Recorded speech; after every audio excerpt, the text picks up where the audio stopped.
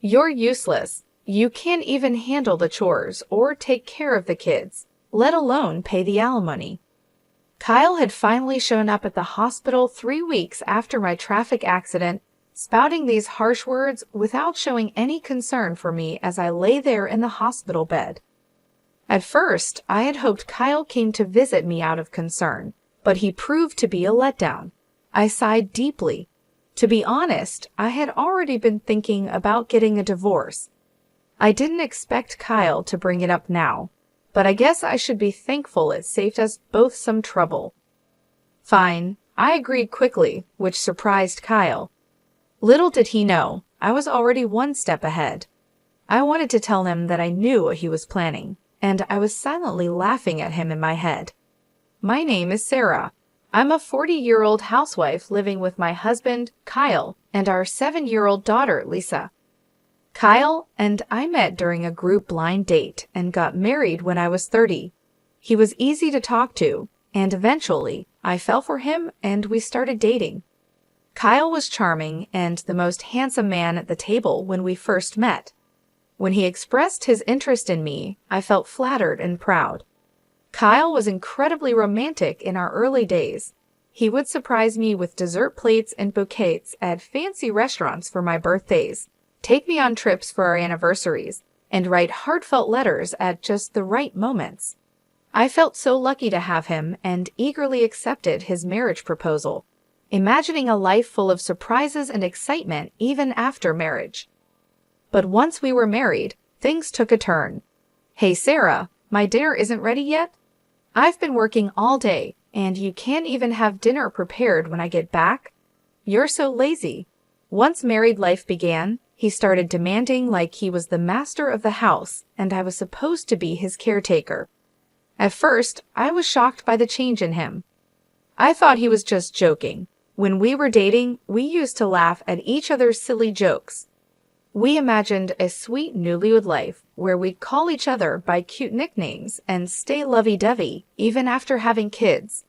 But it turned out he wasn't joking at all. He treated me like a servant or something even worse. At first, I would laugh it off, thinking he was joking. But gradually, I realized he was serious. He really saw me as his caretaker, and that was frightening. After we got married, I had to quit my job, and we depended on the money Kyle earned. I was scared that if I didn't do as he said, he might cut me off financially, so I felt trapped. Honestly, Kyle's income wasn't great. I was making more when I was working. Kyle only finished high school and jumped from one job to another. His unstable work history continued, quitting jobs every year or two. It seemed Kyle felt insecure about his background and took out his frustrations on me. I'm sorry I got delayed with some errands, I told him once. Don't make excuses, just hurry up and make it, Kyle replied, sitting down with a cold beer. This had become a common scene, but each time I sighed and started cooking. My marriage made me miserable, but I managed to get by.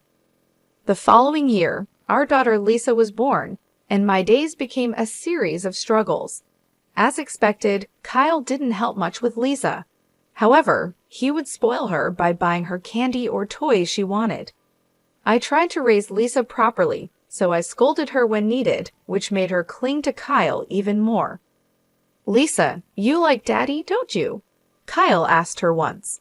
Yeah, Daddy is cool. I love Daddy, Lisa replied. I knew it. I'm super dad, Kyle said, looking at me smugly. It was frustrating, but I couldn't help feeling glad that Lisa loved her father. I just sighed again. Despite his spoiling her, Kyle never attended any of Lisa's kindergarten events, like sports festivals or recitals. You know there's a parent-child race at Lisa's sports festival. Could you participate? I asked him. Huh? Why me? You're free that day. You do it, he responded. I'm busy with work every day, but the sports festival could be a great time for us to bond as parents. It's on a holiday, so you won't have to work, I said to Kyle. Shut up. We're already close enough. Maybe you should work on your relationship with Lisa. She thinks you're mean, you know. You might want to fix that, Kyle said, laughing as he left for work. Calling himself a super dad, yet he never shows up to school events. I was worried that Kyle's habit of being easy on himself, but hard on others, might influence Lisa. He continued to leave all the housework and childcare to me and was lazy at home. Now, Lisa is 5 years old and ready to start elementary school, but Kyle was still jumping from job to job. He had just quit his factory job last month and moved to a food and beverage company. I'll be working weekends at my new job since it's in the food industry, he said. Looks like we'll hardly see each other then. Can't be helped, it's work, I replied. Honestly, I was relieved because I was tired of Kyle ordering me around on weekends. Now, I wouldn't have to be nagged by him to clean the floor or serve meals quickly. But if Kyle was out on weekends, Lisa would be sad. It's better for kids to spend holidays with the whole family. I have work, so please let Lisa know, Kyle said. I couldn't really argue with Kyle since he was the one bringing in the money. Reluctantly, I went to tell Lisa, I'm sorry, but Daddy won't be able to go out with you on his day off. I thought Lisa would be upset, so I told her with a frown. However, contrary to my expectations, Lisa seemed unconcerned. It's okay. If you're okay with it, then it's fine. You know he's not going to be here on all weekends, right? Daddy has been smelling strange lately, she said. A strange smell? I asked, puzzled. Lisa nodded and went back to her room. What on earth was she talking about? I've been so busy with housework and taking care of our child that I hadn't noticed much about Kyle lately.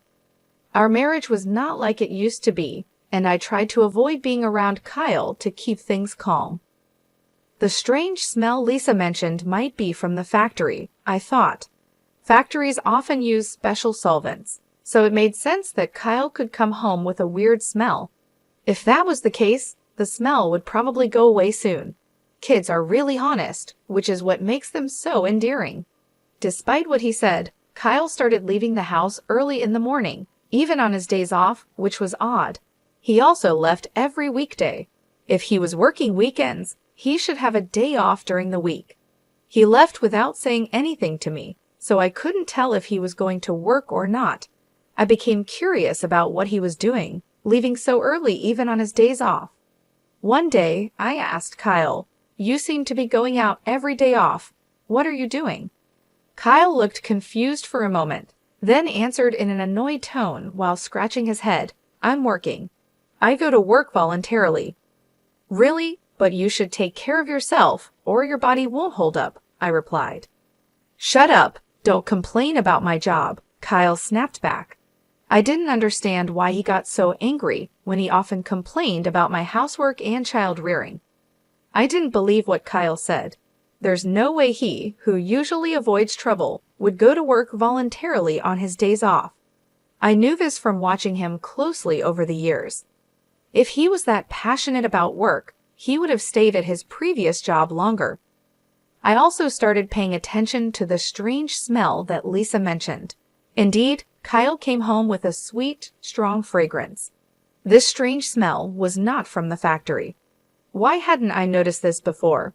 I blamed myself for being so naive and vowed not to make the same mistake again.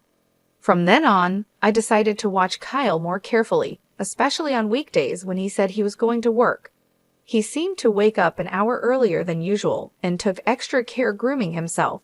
He appeared to be in a good mood on those days, which varied from week to week, sometimes being on a Monday, sometimes on a Thursday.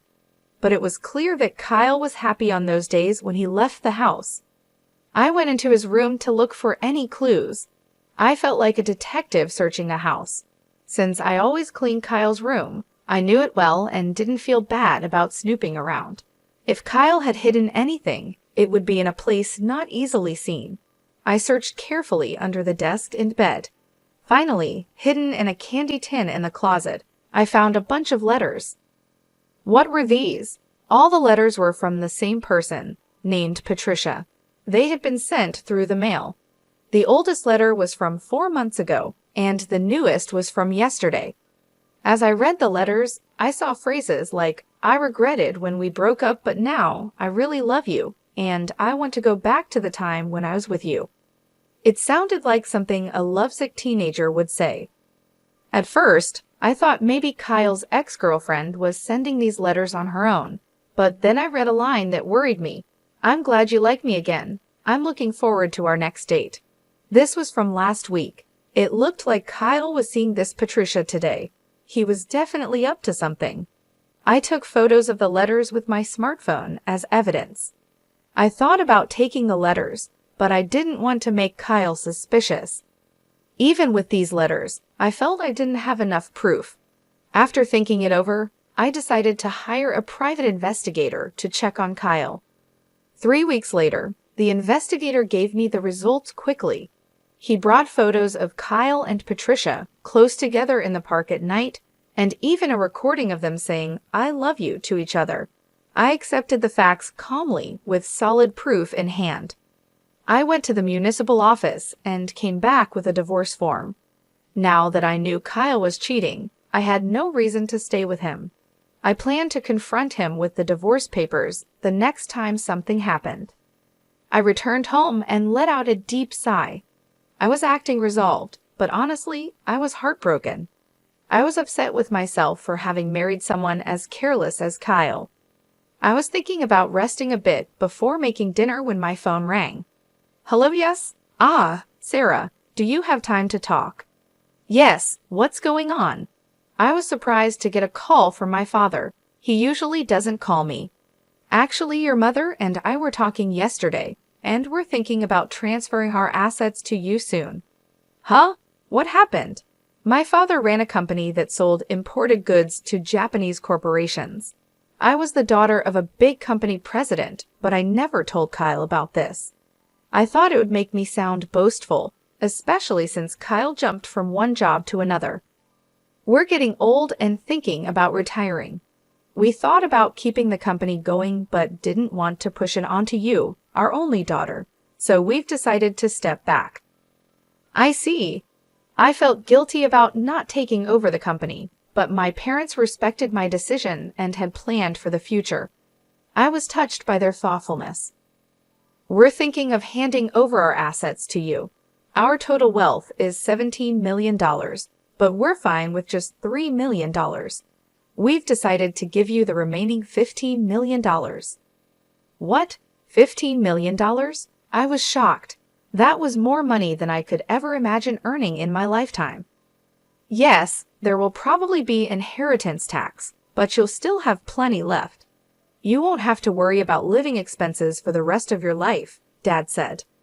"Thank you." I expressed my deepest gratitude to my father and mother and hung up.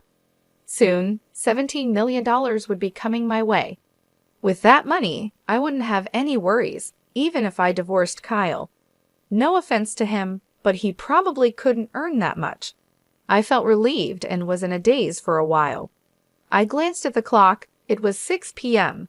I realized I needed to make dinner and checked the fridge, but there were no groceries left. I got ready to go shopping at the supermarket. My heart was light, but I had also felt a sense of urgency that Kyle might come home soon. As I was hurrying across the last crosswalk to the supermarket, the light turned green. "Watch out!" someone yelled, but it was too late. My body was already in the air, and then I hit the ground hard. A sharp pain shot through my head, and without understanding what had happened, I lost consciousness. When I woke up, I was lying on a hospital bed. The first thing I saw when I opened my eyes were my parents and Lisa. "Sarah, thank goodness," Mom said. Lisa was crying next to me. I gently stroked her head. "You were hit by a car and broke both legs. They say it will take 5 months to fully recover." 5 months. I felt dizzy thinking about being out of action for so long. From that day on, I was stuck in a wheelchair. Although the nurses took care of me, I felt frustrated and annoyed because I couldn't use my legs. During my stay in the hospital, my parents and friends visited me. My parents were taking care of Lisa now, since Kyle was always at work. I thought that was better for her. I was glad everyone visited, but Kyle never came. I started to doubt his care, thinking, aren't we husband and wife? However, 1 week after I was hospitalized, Kyle finally showed up. Hey, feeling good? Kyle asked sarcastically. Yes, man, it's a mess at home without me, I replied lightly. Kyle always complained about my housework as soon as he spoke, showing no empathy. I sighed, thinking he would be at least a little worried about me. What can I do? I was in a car accident. I snapped back when Kyle looked at me with disdain and said, You're useless if you can't do housework or take care of the child. That's the worst, and you should pay alimony. He said such horrible things to his hospitalized wife. Initially, I had hoped Kyle came to visit out of concern, but he was still disappointing. I sighed deeply. Honestly, I had been thinking about getting a divorce myself. I hadn't expected Kyle to bring up divorce today, but it saved me the trouble of arguing. Sure, I said, and Kyle looked surprised when I agreed. Unfortunately, I know what you're up to, I wanted to say, laughing inside. Here's a divorce notice. I took out a filled-in divorce form from a bag that my mother had brought and held it in front of Kyle's face. You already had this. Kyle was briefly confused, his eyes wide, but then he took the divorce notice from me and filled in his name and address right there. I felt relieved knowing I wouldn't have to see Kyle's face ever again. I wanted to tell them the feeling was mutual, but I just watched him leave silently. Probably Kyle will remarry Patricia after the divorce. I don't know what kind of woman Patricia is, but it's sad to think she's going to marry someone as controlling and unpleasant as Kyle. I feel a bit guilty about Lisa, but deciding to leave was something I had thought about a long time ago. I promised myself I would take good care of Lisa. A month after Kyle left, my life was peaceful. The time without my husband nagging me felt like heaven. I was released from the hospital and started physical therapy. I decided to stay at my parents' house until my leg healed. My parents were angry at Kyle when they learned about the divorce, but they stopped pressing the issue when I told them I wanted to forget about him. Lisa doesn't seem lonely even without her father around and is going to elementary school happily. In the end, Lisa also noticed Kyle's domineering behavior and probably doesn't see him as a father anymore. I was convinced that divorcing Kyle was the right decision, but one afternoon, I got a call on my mobile phone. I ignored it when I saw Kyle's name, but the phone kept ringing nonstop. Eventually, I answered the call. Hey Sarah, when are you coming back? Kyle's words made no sense to me, and he sounded like he was about to start yelling.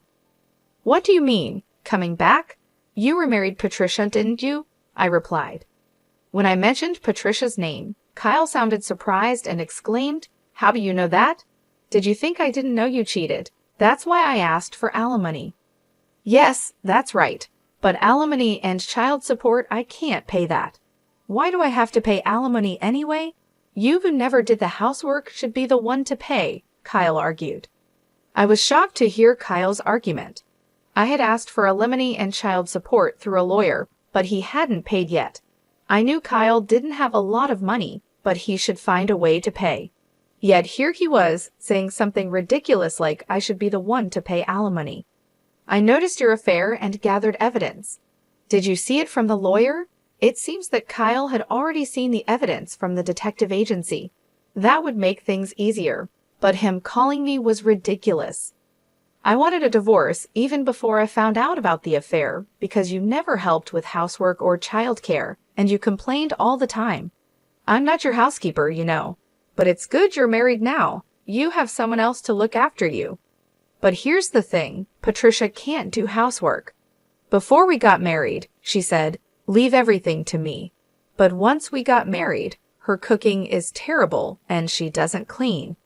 I would have been better off with you. Marry me again. After all, you don't have any money, right? Lisa liked me too, didn't she? Kyle said, which annoyed me. What are you talking about? You divorced me and remarried. You're her partner, not my responsibility. And sorry to say, Lisa doesn't like you, and I have money. Don't lie to me. There's no way you have money. You were a housewife. You can't live without me.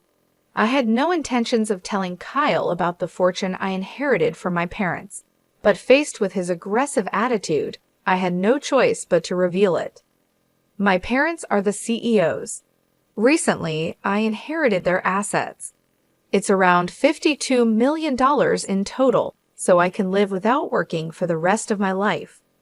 I could almost visualize Kyle gaping on the other end of the phone as he heard about this fortune. You're lying.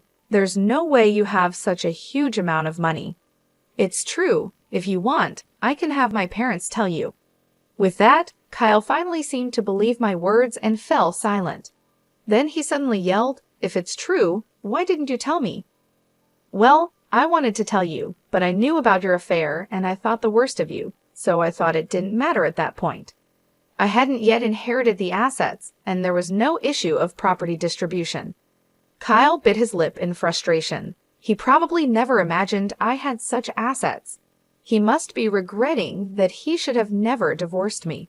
But I didn't want to suffer his terrible behavior anymore. Can I hang up now? Please pay the alimony properly, reflect on your actions, and never call me again. Goodbye. With that, I hung up the phone. I immediately blocked Kyle's number so he couldn't call anymore. Mom, who were you talking to? Lisa walked into the room and asked curiously. Just a friend, I replied. But Lisa, do you want to go to the amusement park this weekend? Yes, Lisa smiled happily. Seeing her smile reminded me that her happiness was all that mattered to me. A few days later, I heard that Kyle had broken up with his new wife, Patricia. They argued because she wouldn't do housework, and Patricia ended up leaving him. Kyle, having been divorced twice in a short time, would probably find it hard to get married again. I hoped he would stay single for a while to prevent more people from getting hurt. After the divorce, Kyle lost his motivation and quit his job at the restaurant.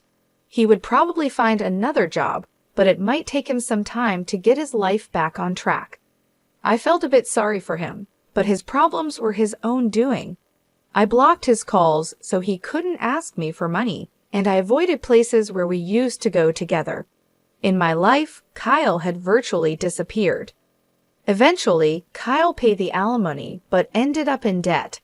I don't know how he'll manage, but I hope he learns from his mistakes. I'm still living comfortably at my parents' house. They told us we could stay as long as we like.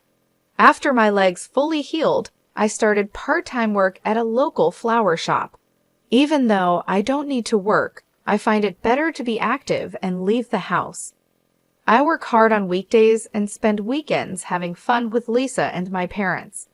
I feel more joy in life than before and want to keep living happily with the people I love.